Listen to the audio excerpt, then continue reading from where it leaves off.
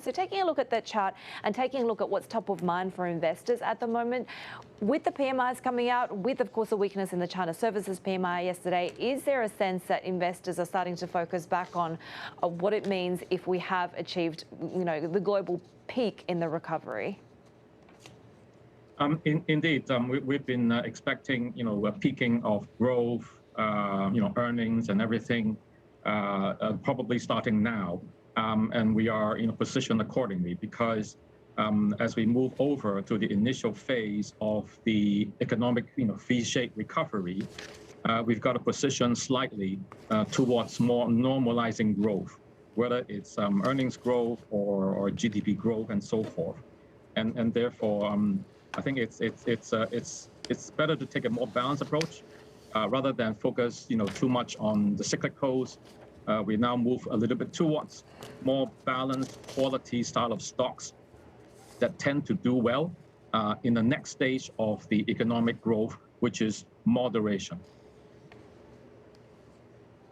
So in that moderation, where do you still see patches of interesting valuations and growth opportunities?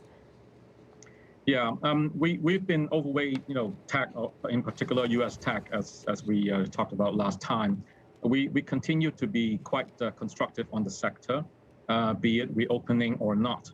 And in particular, we still focus on the software internet side of things, companies that facilitate, electronic publishing, enterprise solutions, cloud computing, and so forth.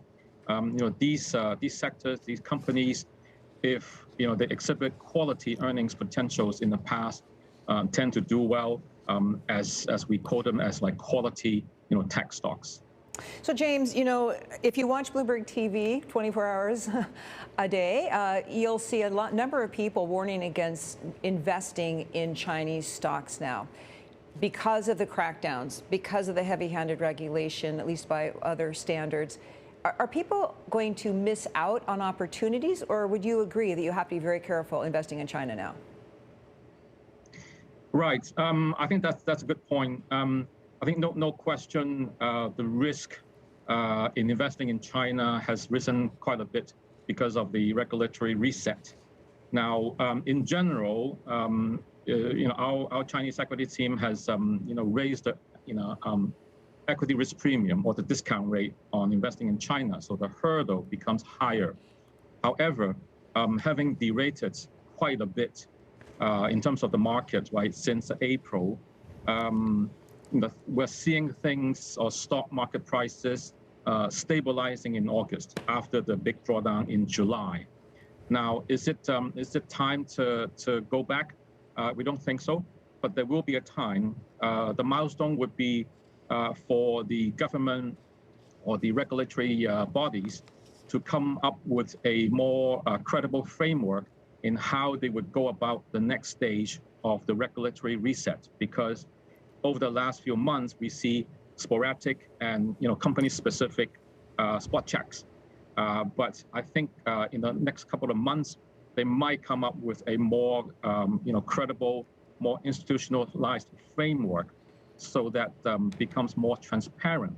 And I think if we see that, we may be beginning to see, bottoming of the Chinese stock market. Well, and of course, you always have to look ahead, I guess, if you want to make money. And in that sense, are you in the camp that says, stick with consumer discretionary and big tech at this point because we don't know, we have uncertainty about the virus, et cetera?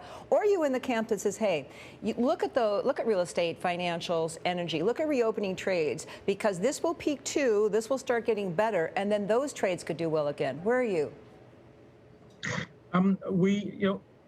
If we're looking at China, we'll probably go for the sectors that are more in line with the long-term government policies, such as green energy, even sports and fitness, right? Anything that goes well with the third child policy. I think for the moment, before, as I mentioned, before we see a regulatory reset, framework coming out. We'll probably avoid the big techs, I have to say, because we're still seeing the earnings being trimmed down by analysts at the moment.